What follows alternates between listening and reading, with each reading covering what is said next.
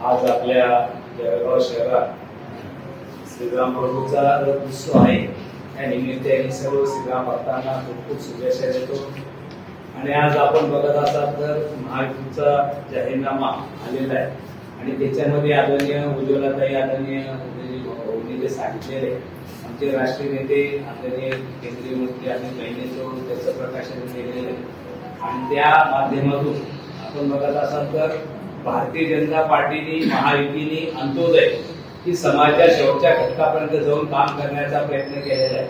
मागच्या 10 वर्षांमध्ये राज्यात असेल किंवा केंद्रात असेल युद्धामधला काळ सोडला तर मला वाटतं नक्कीच प्रत्येक घटकाला न्याय देण्याचं काम केलेलं आहे। मग युवक असतील, युवती असतील, महिला असतील, शेतकरी असेल, सर्व घटकाला न्याय देण्याचं काम महायुती सरकारने दिलेलं आहे।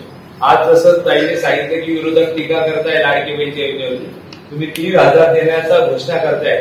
ज्या वेळेला तुमचं सरकार होतं त्यावेळेला तुम्ही काय केलं याचं उत्तर अगोदर दिलं पाहिजे की तुम्ही 2.5 वर्ष सरकारमध्ये असताना तुम्ही काय केलं।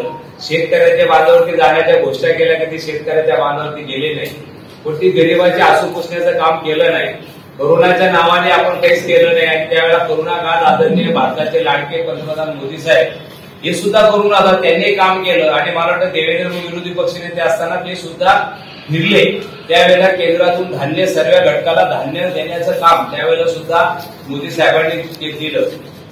आणि या माध्यमातून आज सुद्धा काम करत असताना मला वाटतं सर्व कार्यकर्ते जनतेचे सेवक म्हणून आम्ही काम करण्याचा प्रयत्न करतो। गल्लीपासून तर दिल्लीपर्यंत आम्ही या जनतेचे सेवक आहोत आणि या जनतेची सेवा कशी करता येईल विकासाच्या मुद्द्यावरती आम्ही जनतेसमोर जातोय।